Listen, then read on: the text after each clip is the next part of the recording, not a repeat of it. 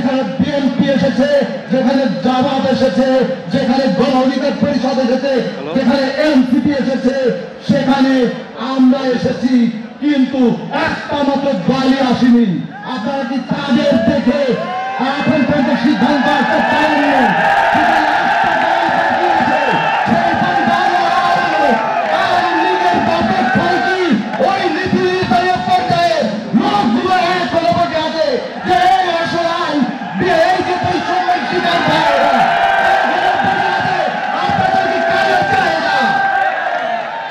আপনারা আওয়ামী লীগের যদি কারোর জন্য এখনো অপেক্ষা করেন, তবে খোদার কসম, যদি বাংলাদেশের এই ভাইদের উপরে আবার বৈষম্য চেষ্টা করেন, তবে গণ অভ্যুত্থান হবে। 5ই আগস্টের যে রক্তক্ষয়ী সংগ্রাম, রক্তক্ষয়ী যে গণ অভ্যুত্থানের ফলে যে 5ই আগস্ট সৃষ্টি হয়েছে, তারপরে আমরা একটা রাষ্ট্রে একটা সিস্টেমে চেয়েছিলাম যে বৈষম্য মুক্ত বাংলাদেশ। আজকে পল্লী বিদ্যুৎ সমিতির এই মহাসমাবেশে সবাই একত্রিত হয়েছে, সবার মনে একটা প্রশ্ন, সেটা হলো বাংলাদেশ থেকে বৈষম্য দূর হতে হবে।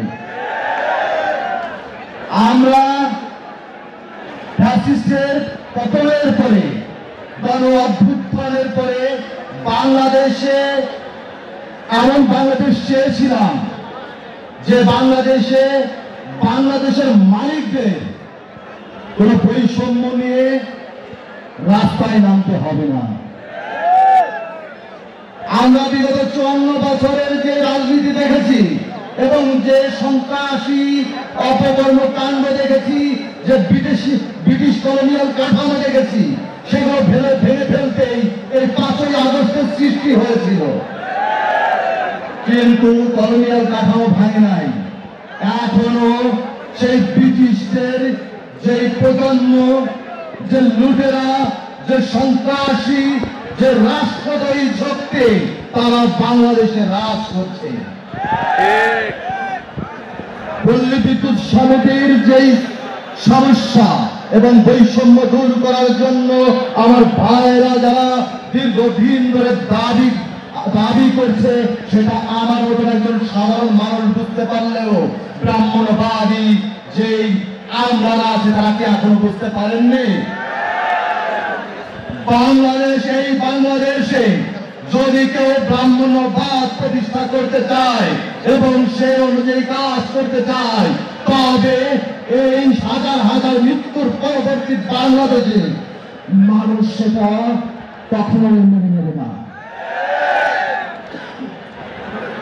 আমরা খেয়াল করে দেখেছি, বিগত কয়েকদিন ধরে, প্রায় 10 দিন বা 15 দিন হয়ে গেছে আপনারা এখানে বসে আছেন, কিন্তু রাষ্ট্রযন্ত্রের যেই দুর্বৃত্তরা আছে, তারা এদিকে কোনো আলোকপাতই করেনি।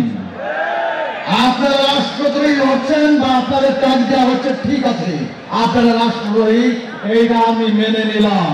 কিন্তু রাজপথে আমরা যারা আছি, যারা ফ্যাসিস্টের বিরুদ্ধে দীর্ঘদিন ধরে সংগ্রাম করেছি, যুদ্ধ করেছি, তারাও তো এখানে এসেছিলাম, তাহলে কি আমরাও রাষ্ট্রদ্রোহী? আপনাদের কি এখনো অপেক্ষা এখানে কাজের জন্য?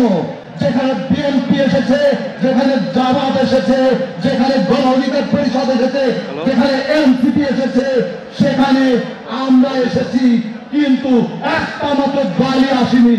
আপনারা কি তাদের দেখে এখন পর্যন্ত সিদ্ধান্ত আসতে পারেননি?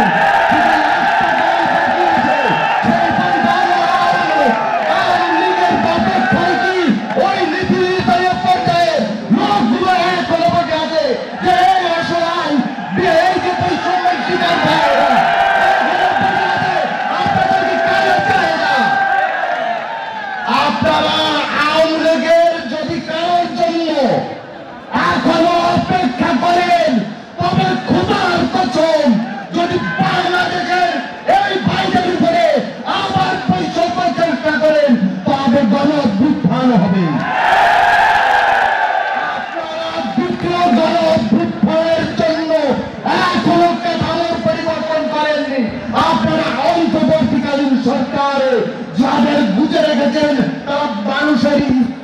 নেই। আমরা চাইছি এমন সরকার, যে সরকারে এমন জনপ্রতিনিধি আসবে যার শরীরে মাটির ঘ্রাণ থাকবে। আমরা এলিট ক্লাস দেখতে চাই না, আমরা মাটির মানুষের জনপ্রতিনিধি চাই। আর শুনলাম যাদের দেশদ্রোহী বলে, ষড়যন্ত্রকারী বলে জেলে দেওয়া হয়েছিল, তাদের জামিন বাতিল করা হয়েছে। যাদের জামিন দেওয়া হয়েছিল তারা রাষ্ট্র ছেড়ে যায়নি। আমরা দেখেছি 5ই আগস্টের পরে আওয়ামী লীগের যারা ছিল, ভারতীয় পক্ষের যে এজেন্সির লোক ছিল, তারা বাংলাদেশ ছেড়ে গেছে। আমার এই ভাইরা হাজার যদি মামলাও হয়, তারা রাষ্ট্র ছেড়ে যাবে না। একটা কথাই বলতে চাই, যেখানে রাষ্ট্রপক্ষের রাজনৈতিক দলের নেতারা এসে সমর্থন জানিয়েছে, যেখানে আমরা বুঝছি যে এখানে বড় ধরনের বৈষম্য করা হচ্ছে, তাই এই বিষয়ে অতি দ্রুতই সিদ্ধান্ত নিতে হবে। সেটা 24 ঘন্টার বেশি হতেই পারে না। এত কিছু ভাবাভাবির কিছুই নেই। যেখানে 45,000 কর্মচারী কর্মকর্তারা যে দাবি করেছে যে দুইটা সিস্টেমে চলতে পারে না, একটা সিস্টেমেই আসতে হবে, সেখানে রাজপথের অন্যের রাজনীতি বোঝা আমিও বুঝতে পারি, সেখানে আপনারা কেন বুঝতে পারেন না?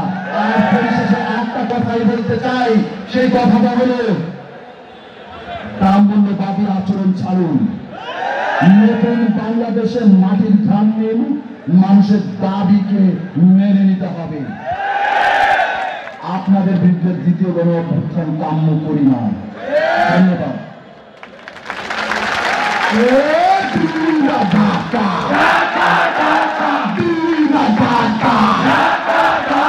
ভারতীয় মালামাল, ভারতীয় মালামাল, ইনকিলাব, ইনকিলাব, ইনকিলাব, ইনকিলাব।